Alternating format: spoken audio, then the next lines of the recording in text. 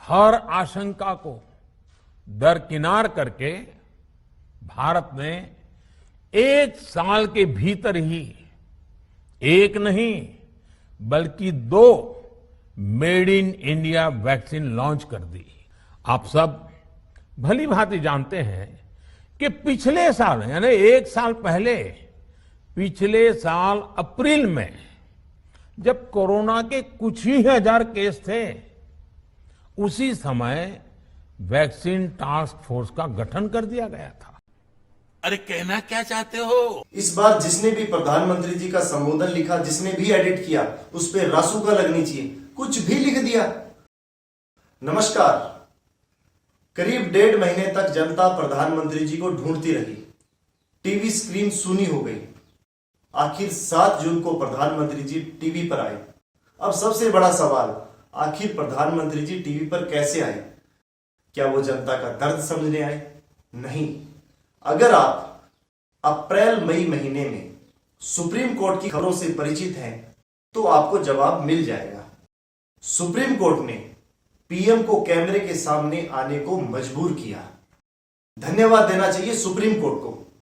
Court ने SG Tushar Mehta के जरिए सरकार से सीधा पूछा, केंद्र और राज्यों के लिए वैक्सीनेशन के अलग अलग दाम क्यों हैं?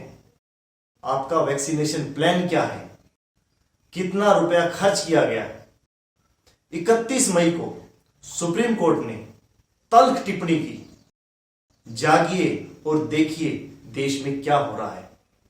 2 जून को सुप्रीम कोर्ट ने फिर फटकार लगाई और कहा कि कोरोना की तमाम वर्क रिपोर्ट जमा करें, कहां रुपया खर्च हुआ जमा करें, हल्फनामा दें। कोर्ट की इसी फटकार ने प्रधानमंत्री को टीवी के सामने आने को मजबूर किया और इसी चक्कर में जल्दबाजी में लिखने वाले ने गलतियां कर दी। सबसे पहला पॉइंट, 1 जून को केंद्र सरकार ने यह निर्णय नहीं लिया था कि वह राज्यों को फ्री वैक्सीन देगा और राज्य कार्य करने के लिए स्वतंत्र होंगे, क्योंकि 2 जून को जब सुप्रीम कोर्ट ने फटकार लगाई थी तो वहां सरकार ने इस तरह की कोई भी रिपोर्ट पेश नहीं की कि वह राज्यों को फ्री वैक्सीन देने जा रहा है। इसलिए जो टूल किट पीएमओ प्रचारित कर रहा है कि 1 जून को सरकार निर्णय ले चुकी थी, वह सफेद झूठ है। यह कुछ राष्ट्रवादी पत्रकारों के ट्वीट है जो पीएमओ को बचाने की कोशिश कर रहे हैं। अब चलिए देखते हैं कि सरकार ने कोरोना की लड़ाई में कितना रुपया खर्च किया। के लिए जरूरी फंड दिया गया। हर स्तर पर सरकार उनके साथ कंधे से कंधा मिलाकर चली। आत्मनिर्भर भारत पैकेज के तहत मिशन कोविड सुरक्षा के माध्यम से भी उन्हें हजारों करोड़ रुपए उपलब्ध कराए गए। रुकिए सर, आपने फिगर सही नहीं बताया। आपने कई हजार करोड़ रुपए का जिक्र किया है। 2 मई को सुप्रीम कोर्ट ने सरकार से पूछा था कि क्या रिसर्च एंड डेवलपमेंट के लिए कोई ग्रांट फंड दिया गया है, और सरकार ने 10 मई को कोर्ट में जो हलफनामा दिया उसमें साफ लिखा कि वैक्सीन कंपनियों को रिसर्च और प्रोडक्शन के लिए कोई सहायता नहीं दी गई। 12 नवंबर 2020 को वित्त मंत्री निर्मला सीतारमण ने 900 करोड़ रुपए वैक्सीन रिसर्च के लिए दिए जाने की बात कही। अप्रैल 2021 तक यानी कोरोना की दूसरी लहर तक इन 900 करोड़ रुपए से सिर्फ 500 करोड़ रुपए खर्च किए जाने की बात कही। अब ये 500 करोड़ रुपए किसे दिए गए, कब दिए गए, इसकी कोई जानकारी नहीं है। इसलिए कई हजार करोड़ रुपए दिए जाने के बाद सिर्फ प्रायोजित मीडिया और टूल किट के जरिए झूठ फैलाने के अलावा कुछ नहीं है, क्योंकि न्यूज चैनल आपसे सवाल नहीं करेगा। भारत ने कितनी वैक्सीन बनाई, बताइए सर। भारत ने 1 साल के भीतर ही एक नहीं बल्कि 2 made in India vaccine launch कर दी। सिर्फ कोवैक्सीन को भारत की वैक्सीन कह सकते हैं। कोविशील्ड भारत की नहीं, ऑक्सफोर्ड के रिसर्च के द्वारा बनाई गई वैक्सीन है, यानी ब्रिटेन की। भारत में सीरम इंस्टीट्यूट इसका सिर्फ प्रोडक्शन करता है, इसलिए सिर्फ कोवैक्सीन ही भारत की वैक्सीन है, कोविशील्ड नहीं, सिर्फ एक वैक्सीन। पीएम बता रहे हैं कि भारत में वैक्सीनेशन की रफ्तार पूरी दुनिया में तेज है। सुनिए।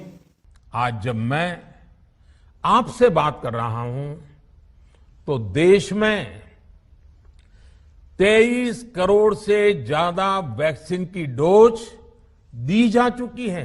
भारत में वैक्सीनेशन की रफ्तार आज भी दुनिया में बहुत तेज है, अनेक विकसित देशों से भी तेज है।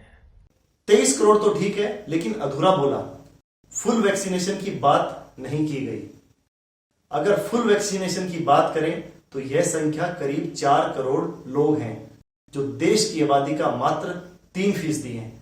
और पूरी दुनिया से तुलना करें तो हम बहुत पीछे हैं। 23 करोड़ का आंकड़ा सिंगल और डबल डोज दोनों को मिलाकर जनता के सामने पीएम ने पेश किया। ऐसे कैसे हो सकता है कि पीएम अपने संबोधन में कांग्रेस को ना कोसे? चलिए सुनते हैं। आप पिछले 50-60 साल का इतिहास देखेंगे तो पता चलेगा कि भारत को विदेशों से वैक्सीन प्राप्त करने में दशकों लग जाते थे। आदरणीय प्रधानमंत्री जी, भारत ने 1991 में टीबी की वैक्सीन बना ली थी, स्मॉल पॉक्स की वैक्सीन 1965 में, पोलियो की वैक्सीन 1970 में, मीजल्स का टीका 1980 में, ओरल कोलेरा का वैक्सीन 2010 में और 2012 में जापानी बुखार की वैक्सीन आ गई थी। और हर बार कांग्रेस की सरकार थी। 70 के दशक में चेचक, 2005 में पोलियो और इसी समय कोलेरा पर भी कंट्रोल पा लिया गया था। और पीएम कहते हैं कि देश में वैक्सीन नहीं आ पाती थी। पर चिंता मत कीजिए, आपका प्रायोजित मीडिया आपसे सवाल नहीं करेगा। अपने संबोधन में पीएम को देश का संघीय ढांचा याद आया।